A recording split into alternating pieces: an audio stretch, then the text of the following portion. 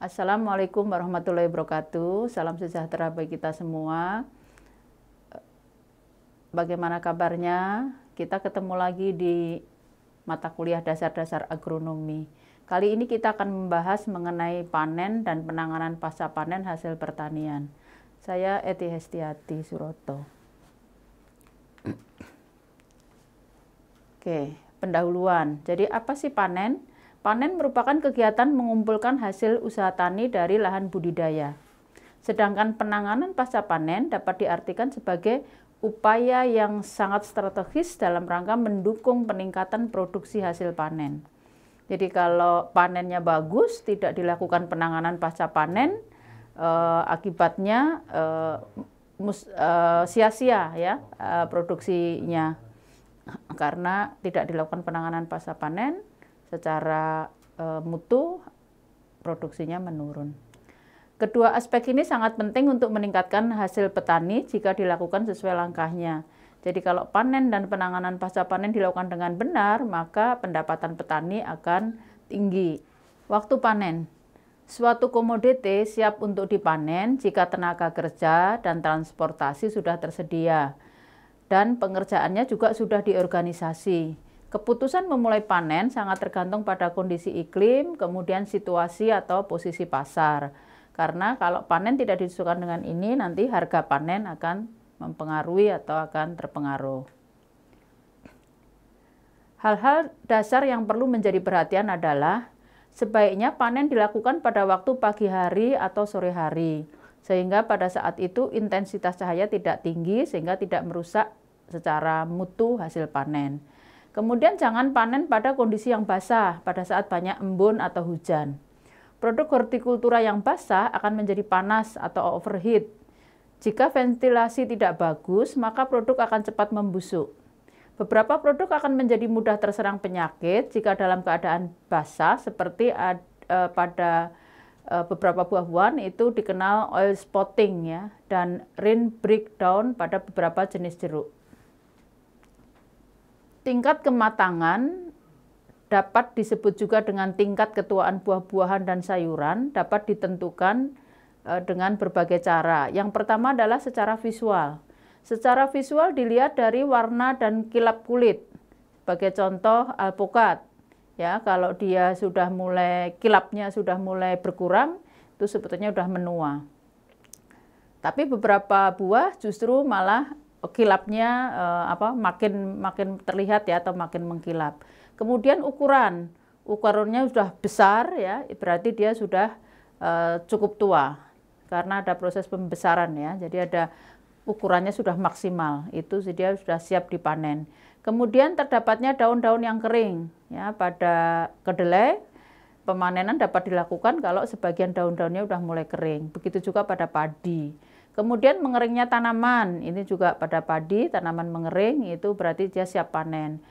Artinya tanaman sudah cukup untuk dipanen. Kemudian tingkat pembesaran atau perkembangan buah. Tadi sudah saya sampaikan bahwa buah ada ukurannya maksimal. Setelah dia tercapai ukuran maksimal, dia harus dipanen. Kemudian secara fisik. Secara fisik dapat dilihat dari kemudahan dipetik. Kalau dia sudah mudah dipetik, berarti dia sudah matang. Tadi karena sudah bekerja tadi hormon tertentu tadi ya, asam absisat. Kemudian kekerasan. Kalau dia masih keras, berarti dia masih muda. Tapi kalau sudah mulai melunak, dia sudah siap dipanen atau sudah bisa dipanen. Kemudian juga berdasarkan berat jenis atau spesifik gravity. Kemudian berdasarkan analisis kimiawi. Dilihat dari kadar total padatan terlarut, kemudian dari kadar asam, perbandingan kadar gula dan asam ya, atau sugar acid ratio, kemudian kadar pati. Tapi semuanya ini dilakukan di laboratorium. Kemudian secara fisiologis diukur dengan mengukur laju respirasi, perbandingan antara gas karbon dioksida yang dikeluarkan dengan oksigen yang digunakan. Itu juga bisa dipakai untuk mengukur apakah buah sudah matang atau belum, siap dipanen atau tidak. Kemudian cara komputasi, jadi menghitung jumlah hari setelah keluarnya bunga. Nah, cara komputasi ini sekarang ini berkembang pesat dengan adanya IT ya. Jadi kita bisa menentukan buah siap dipanen itu dengan teknologi-teknologi terbaru. Kedepannya kita bisa melihat buah ini siap dipanen atau tidak, atau buah ini sudah matang atau tidak, mungkin dengan menempelkan HP saja, karena di situ sudah ada programnya. Peralatan panen. Peralatan panen itu ada yang tanaman dipanen secara manual. Pemanenan buah-buahan dalam skala kecil atau industri dapat dilakukan dengan menggunakan tangan maupun dengan mekanis. Pemanenan yang tidak benar dapat menyebabkan terjadinya kerusakan. Beberapa keuntungan dari pemanenan dengan tangan adalah tingkat ketuaan buah dapat dipilih dengan tepat. Jadi ada cara memanen dengan tangan, artinya hand handling itu keuntungannya dapat dipilih-pilih. Tapi kalau secara mesin dengan combining itu buahnya kan akan karena mesin tidak bisa memilih-milih, sehingga semua akan terpanen, baik buah yang tua maupun yang muda. Kemudian kerusakan pada buah dapat ditangani seminimum mungkin. Jadi dengan pemanenan dengan tangan kita bisa hati-hati, tetapi kalau menggunakan alat kemungkinan ada kerusakan mekanik. Begitu juga dengan mesin ya, itu juga akan kadang-kadang merusak. Kemudian kecepatan pemanenan dapat dengan mudah ditingkatkan dengan mengupah lebih banyak pekerja. Nah, kelemahannya memang kalau dengan tangan berarti lambat, tetapi bisa cepat kalau ada yang metik itu banyak gitu, sehingga mempekerjakan orang. Kemudian pemanenan dengan tangan memerlukan penanaman modal minimum. Jadi sebetulnya dengan tangan itu tidak perlu kita punya modal yang banyak, tetapi tadi kalau dalam jumlah yang besar memang pada saat panen itu harus butuh tambah orang yang memanen. Tapi pada prinsipnya sebetulnya memanen itu harus tender care, artinya harus hati-hati, sehingga karena tender care pemanenan secara manual itu sebetulnya menghasilkan hasil panen yang lebih baik. Alat bantu mekanik. Beberapa alat bantu mekanik yang dapat dipergunakan adalah untuk pemanenan kentang, bawang merah, atau mungkin tanaman umbi-umbian lain diperlukan traktor kecil untuk mengangkat hasil panen dari dalam tanah. Kemudian untuk pengangkutan hasil panen dari kebun ke tempat pengumpul diperlukan peti-peti pengangkut. Cara panen. Buah masak dengan titik lunak alami dengan daun yang menempel pada tangkai buah sebaiknya dipanen dengan cara digenggam, tarik dan dipelintir, misalnya pada pemanenan apel, markisa, dan tomat. Kemudian buah masak berwarna hijau dengan tangkai agak berkayu yang putus pada bagian pangkal buah dan tangkainya dipotong dari pohon dengan menggunakan tangkai plus kurang lebih 1 cm panjangnya masih menempel di buah. Jika tangkai putus dengan sendirinya, maka kemungkinan buah tersebut akan terserang hama atau penyakit, misalnya pada mangga, jeruk, alpukat. Jadi pada buah-buahan ini jangan sampai ada jadi harus disisakan, tadi ada sedikit tangkai yang disisakan, karena kalau tangkainya ini putus gitu, nanti akhirnya tempat putusnya tadi atau bekas tangkai tadi akan dimasuki oleh hama ya. Sehingga nanti akan dalam proses pemasakan akan busuk gitu atau akan rusak sebetulnya karena terus berulat. Buah masak dengan tangkai yang masih segar dapat dipotong dengan pisau yang tajam. Contohnya pepaya, cabai.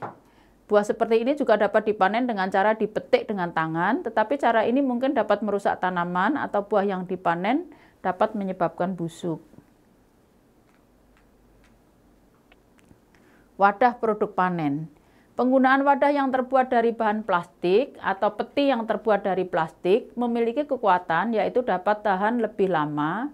Selain itu juga dapat dibersihkan jika wadah kotor.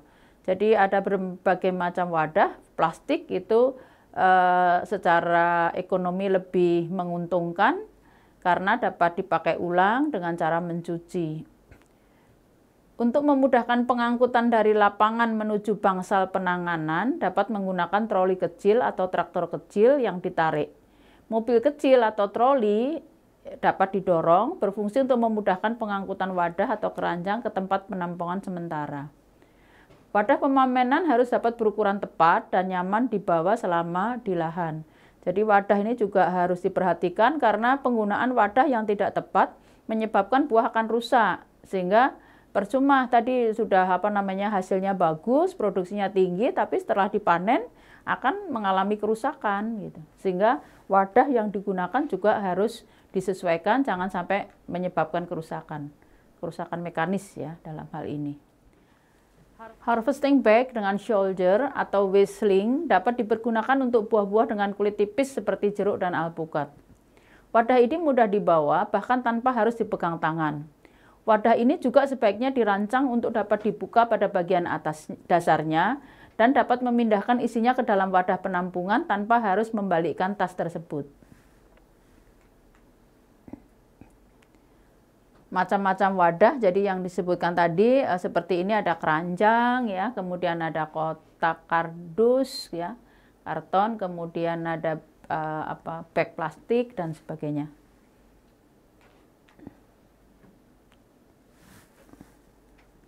Pengertian pasca panen produk pertanian.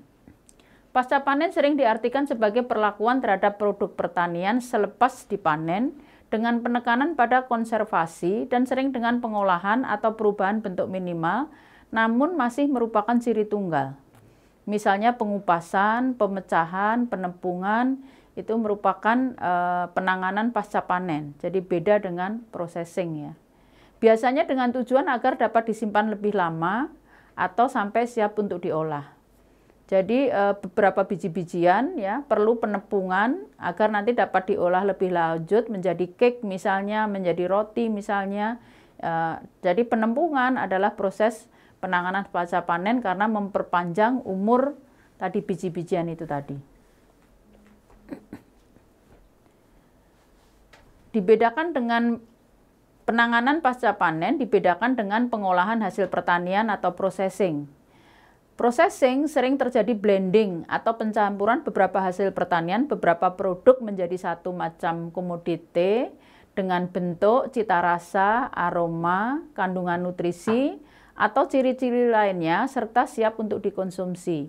Jadi kalau penanganan pasca panen belum terjadi blending ya dengan tambahan-tambahan ya dari luar. Tetapi kalau processing itu ada blending atau pencampuran beberapa hasil pertanian atau tambahan cita rasa, kemudian tambahan aroma, bisa juga tambahan untuk mempercantik warna dengan pemberian warna ya, pewarna dan sebagainya. Itu processing. Umur simpan. Umur simpan merupakan kemampuan bahan atau hasil pertanian untuk dapat disimpan dengan kualitas yang layak untuk dikonsumsi. Kelayakan memang ukuran yang relatif.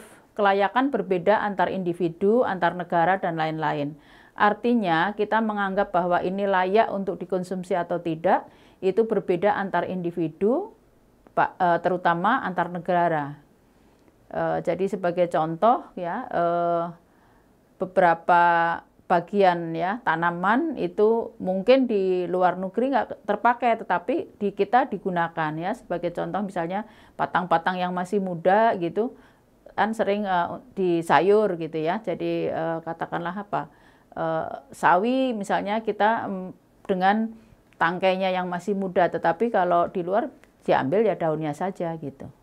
Begitu juga misalnya pisang, bunganya juga dimanfaatkan, tetapi di luar negeri kalau orang luar negeri menanam pisang ya diambil buahnya saja gitu, bunganya tidak dimanfaatkan. Jadi ukurannya berbeda-beda. Umur simpan dapat diklasifikasikan menjadi pendek karena hasil pertanian itu mudah rusak atau perishable. Jadi ada yang umurnya sangat pendek, kemudian ada yang berumur sedang, kemudian ada yang berumur panjang. Berumur sedang itu artinya tidak mudah rusak, kemudian kalau dia berumur panjang itu durable ya, jadi dia umurnya panjang. Sayur-sayuran termasuk perishable, tetapi umbi-umbian ya, kentang, kemudian bawang itu termasuk sedang atau tidak mudah rusak atau non perishable, sedangkan yang durable itu misalnya yang berkulit keras, labu parang ya, kelapa itu durable. Faktor-faktor yang mempengaruhi umur simpan. Yang pertama genetik, jadi genetik tanaman atau buah atau hasil pertanian itu sendiri. Kemudian prapanen, jadi kegiatan sebelum dipanen, bagaimana itu akan mempengaruhi umur simpan. Kemudian kemasakan atau umur fisiologis, jadi kemasakan atau umur fisiologis hasil panen itu akan mempengaruhi umur simpan juga.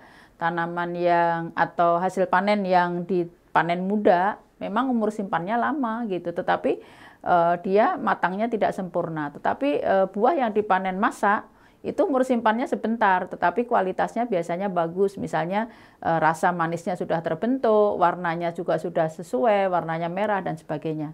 Kemudian pemanenan, ya, pemanennya sendiri juga mempengaruhi umur simpan. Pemanenan yang salah atau yang menyebabkan kerusakan, misalnya kerusakan mekanis, akan menyebabkan juga umur simpannya rendah, karena kerusakan mekanis akan menyebabkan kontaminasi mikroba, baik bakteri maupun jamur, sehingga hasil panen akan rusak. Kemudian penanganan dan perlakuan pasca panen. Nah, ini yang penting. Jadi umur simpan itu sangat dipengaruhi oleh penanganan dan perlakuan pasca panen. Jadi ada beberapa perlakuan pasca panen untuk menghambat terjadinya kerusakan. Kemudian penyimpanan, ya, penyimpanan yang betul itu juga akan mempengaruhi umur simpan. Faktor penurun kualitas hasil pertanian. Yang pertama, respirasi dan fisiologi pasca panen. Hasil pertanian itu masih merupakan benda hidup. Karena benda hidup dia masih melakukan respirasi, masih melakukan proses fisiologi. Nah, respirasi dan fisiologi ini menyebabkan hasil pertanian itu sendiri rusak, ya. Jadi kalau kita bisa hasil pertanian bisa buah, daun, ya, karena kadang-kadang yang kita panen kan daunnya. Bisa bunga, misalnya bunga itu ada bunga turi, kemudian apa, bunga kecombrang, ya, itu. Kemudian cauliflower itu bunga, kemudian apa namanya, brokoli itu bunga.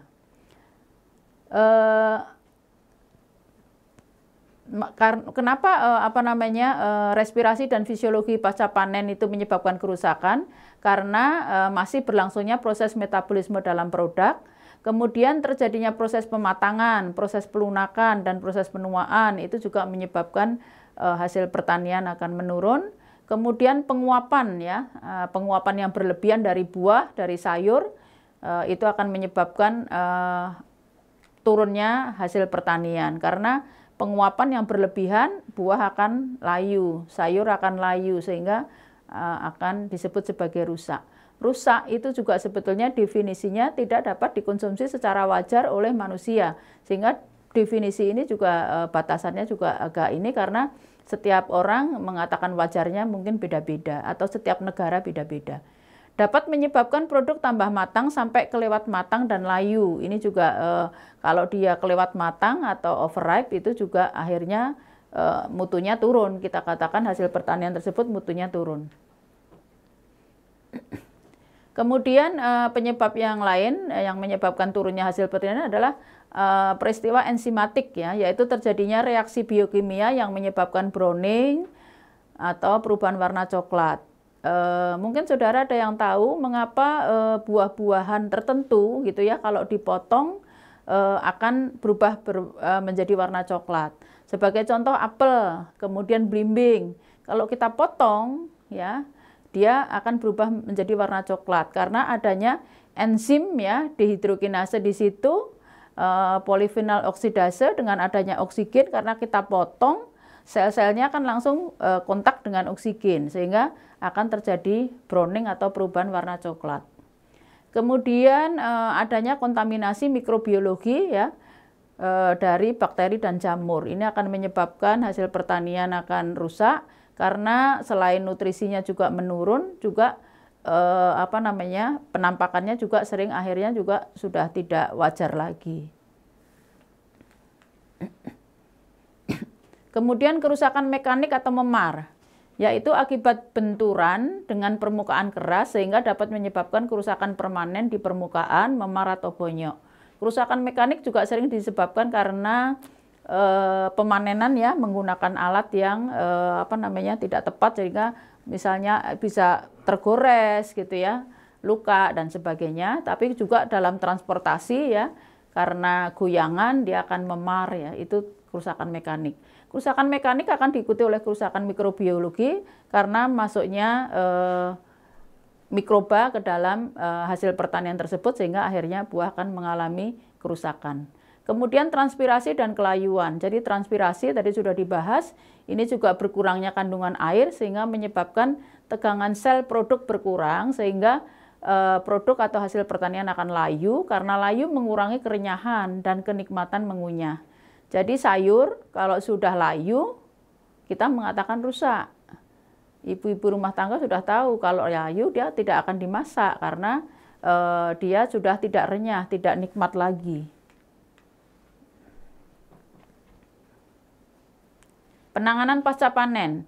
Penanganan untuk konsumsi, nanti dibedakan untuk penanganan untuk konsumsi segar, kemudian pengawetan dengan pengeringan, pengawetan dengan penambahan bahan pengawet, kemudian pengolahan, pengemasan, dan penyimpanan. Penanganan produk segar. Beberapa jenis hasil pertanian banyak dikonsumsi segar, misalnya buah dan sayur. Kalau dikonsumsi segar, buah itu sering disebut sebagai buah meja. Jadi buah yang dikonsumsi segar tanpa diolah, buah meja.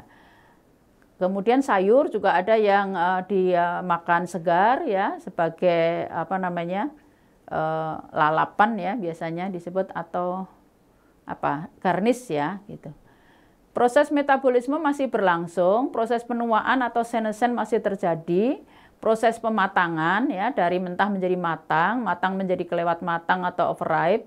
Kemudian dari kelewat matang menjadi busuk. Jadi prosesnya memang secara alami dia seperti itu. Jadi dari muda kemudian menjadi matang, matang overripe atau senescent. Kemudian setelah senescent dia akan deteriorasi atau busuk. Kemudian karena proses respirasi, fisiologi dan penguapan ini dapat menyebabkan produk layu. Nah, faktor yang menyebabkan umur pendek terutama adalah respirasi, transpirasi, dan kelayuan. Usaha untuk memperpanjang umur simpan adalah memanipulasi respirasi, transpirasi, dan kelayuan dengan memodifikasi udara di sekelilingnya, kelembaban udara, dan suhu udara. Mungkin ada yang tahu kenapa kok setiap rumah tangga punya kulkas atau refrigerator. Ya, karena kita atau ibu rumah tangga ingin menyimpan sayurnya, ingin menyimpan buahnya. Nah, agar tidak cepat rusak, dimasukkan ke kulkas. Kenapa? Karena di kulkas dengan suhu rendah, respirasi dihambat. Transpirasi juga dikurangi, sehingga dengan respirasi dihambat, transpirasi dikurangi, kerusakan akan dihambat ya, sehingga akan memperpanjang umur simpan. Kemudian kandungan oksigen dan karbohidrat mempengaruhi laju respirasi. Jadi kalau disimpan dalam suatu tempat yang oksigennya tinggi, dia akan cepat rusak karena dia akan melakukan respirasi yang aktif ya. Kemudian karbohidrat yang tinggi itu juga menyebabkan respirasinya aktif sehingga akan cepat rusak. Umur simpannya berarti pendek. Kandungan udara normal, kita tahu bahwa kondisi normal itu O2 itu sekitar 21%, N2 sebetulnya udara normal itu paling banyak N ya, N2-nya 79%, kemudian CO2-nya 0,03%. Nah, untuk memperpanjang umur simpan suatu produk segar, hasil pertanian tersebut ya, itu kondisi normal tersebut harus dirubah. Bagaimana caranya? Tadi kalau oksigen yang tinggi itu akan mempercepat respirasi, berarti oksigennya harus diturunkan, dari 21 diturunkan. Kemudian sebaliknya CO2-nya tadi kan rendah. Nah, CO2-nya harus ditingkatkan karena antara oksigen dan CO2 itu berlawanan. Ya, kemudian bisa mengkombinasikan keduanya. Suhu mempengaruhi aktivitas metabolisme, kemudian respirasi dan reaksi enzimatis. Juga akan menurunkan transpirasi dan menekan kehidupan mikroba serta jamur. Sehingga dengan mengatur suhu, aktivitas tersebut akan dihambat, akhirnya akan memperpanjang umur simpan. Jadi suatu hasil pertanian, apakah buah, sayur, dengan disimpan pada suhu rendah, dia akan diperpanjang umur simpannya. Kemudian penyimpanan dengan suhu di atas titik beku dapat memperpanjang umur simpan. Nah, ini lebih lagi kalau dia disimpan di atas titik beku, tetapi tidak cocok ya untuk sayuran, untuk buah. Jadi dia untuk hasil pertanian berupa daging ya, kemudian ikan itu baru dia di atas titik beku. Kemudian beberapa produk sayur dan buah tidak tahan suhu dingin ya, sehingga mengalami chilling injury, terutama pada produk tanaman tropis. Kalau saudara mengamati ya kulkas saudara atau refrigerator saudara, biasanya itu ada ruang-ruangnya.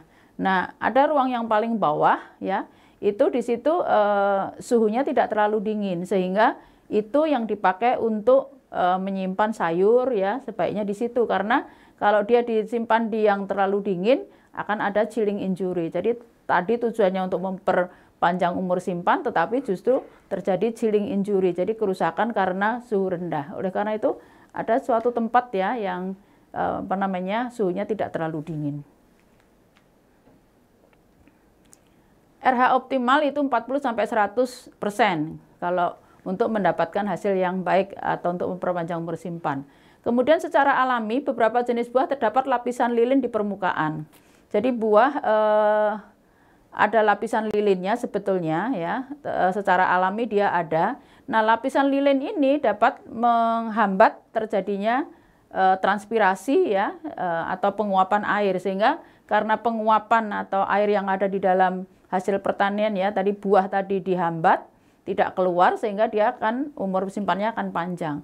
Oleh karena itu, jadi secara alami sebetulnya beberapa buah sudah mengandung lilin itu ya, misalnya apel itu sebetulnya sudah ada lapisan lilinnya. Tetapi akhirnya orang juga membuat treatment atau memberi perlakuan pada buah-buahan dengan melapisi ya lilin, tetapi dengan lilin yang aman ya, agar umur simpannya jadi panjang.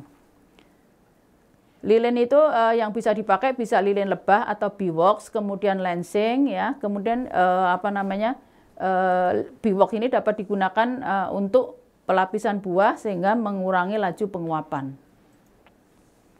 Oke, saya kira itu pertemuan kita di panen dan penanganan pasca panen. Jadi jangan lupa penanganan pasca panen sangat penting, karena produksi yang tinggi tanpa penanganan pasca panen yang baik itu akan sia-sia, karena mutunya kan juga akan turun ya. Jadi mutu baik kualitas maupun kuantitas. Oleh karena itu penanganan pasca panen sangat penting. Saya kira itu saja. Terima kasih. Wassalamualaikum warahmatullahi wabarakatuh.